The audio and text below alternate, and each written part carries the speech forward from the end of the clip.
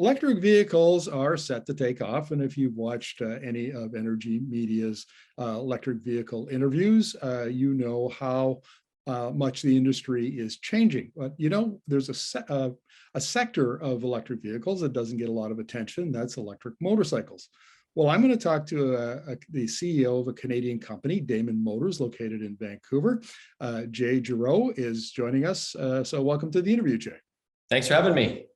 Look, I find this really interesting that Vancouver has a couple of other EV manufacturing companies. Solo would be one. Electromechanica, I guess, is the company.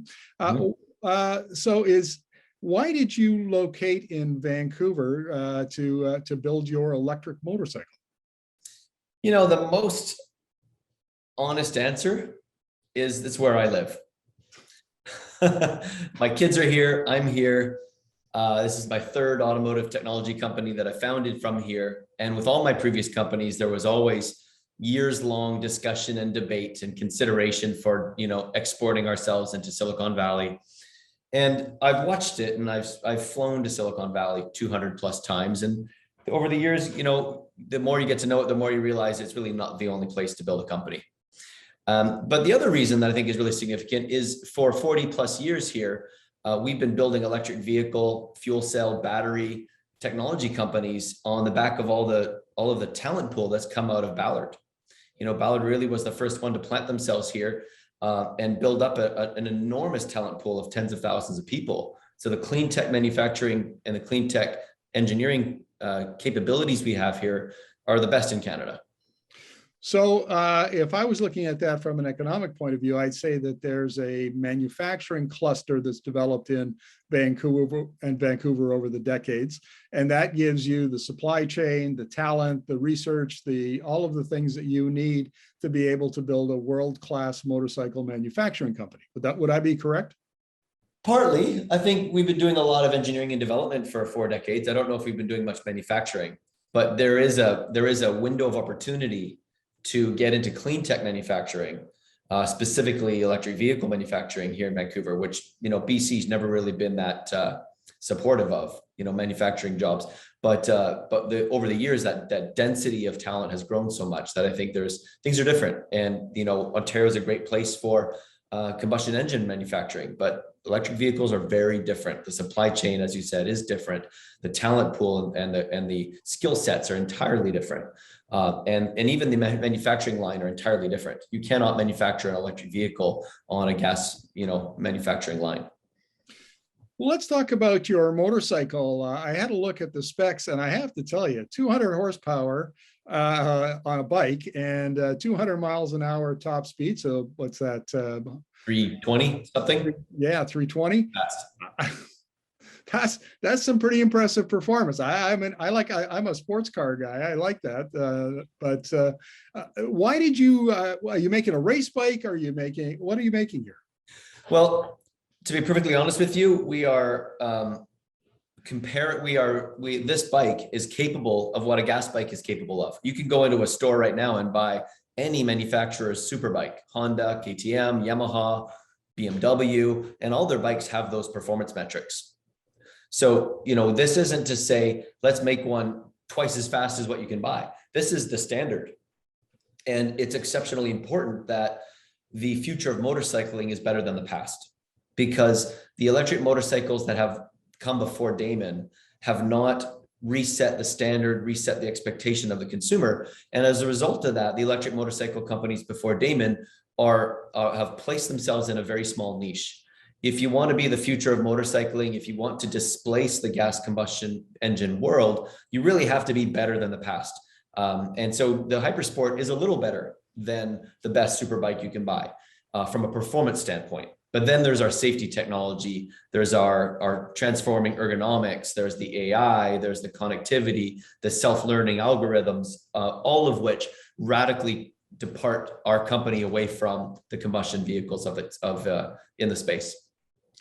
Well, now that's fascinating. So, and you had all of the talent, the design talent available to you in Vancouver to do that.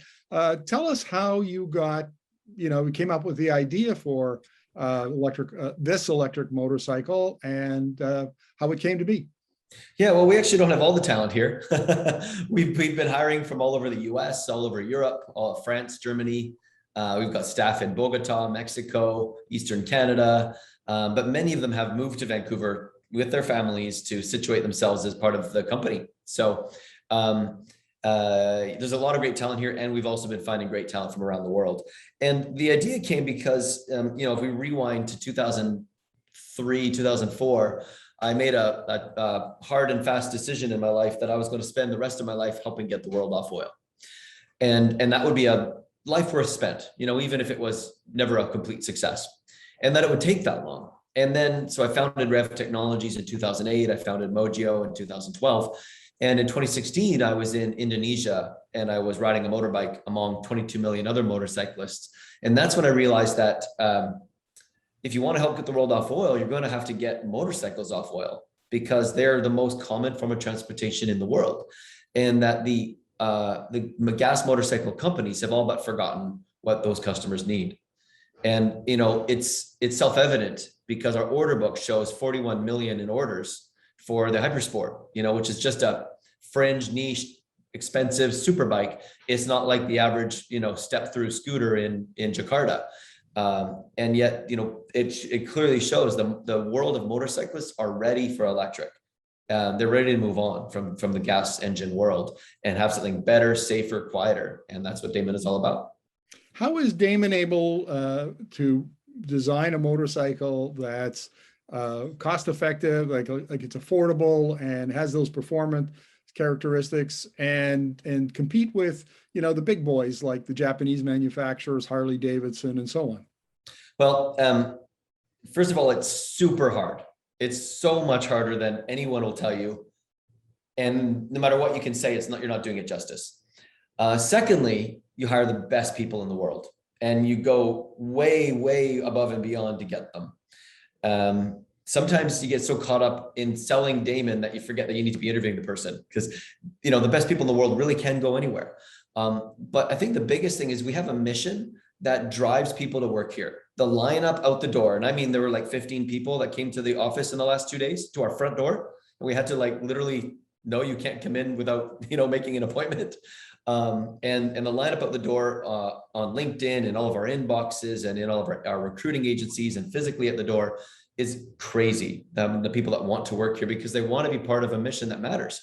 And on the management and engineering side, we have 250 years collective experience designing, developing, and shipping electric vehicles. And our team has built trucks, buses, cars, vertical takeoff aircraft, and electric motorcycles. And we've designed and built assembly lines, and we've exported vehicles all over the world. And we've done all of that. So we know how to manufacture vehicles, and in many ways, a motorcycle is 50 times easier to manufacture than a car.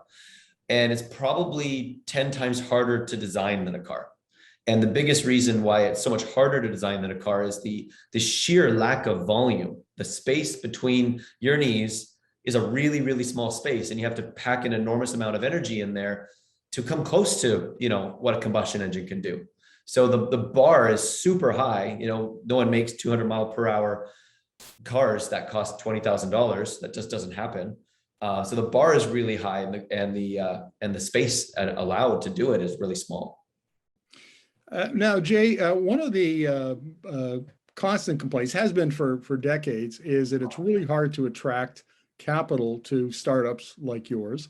Yes, and if you don't mind me asking, how did you get financed? Are primarily from Canada, or did you have to go outside the country? Thousands of phone calls, Zooms, thousands of Zoom meetings, thousands. This is like number 5 or 6 today, and it's 1 o'clock. It just doesn't stop. And thousands of no's, or maybe later, call us in a few months. Let us know how you're doing. That's the most common one you get. There's no easy answer. Just endless grit. And yeah, most of the money doesn't come from Canada. Fair enough. So look into your crystal ball and tell us where Damon's going in the next, say, 2 to 5 years. Well, our goal is to be manufacturing towards the end of next year. You might have heard we have the manufacturing plant in Surrey that we just announced. So that, they're pouring the foundation right now, and they'll be putting up walls in a few months. And in 12 months, we'll be moving equipment in there. And in 14 months, we'll be shipping bikes out of there, and then scaling up from there.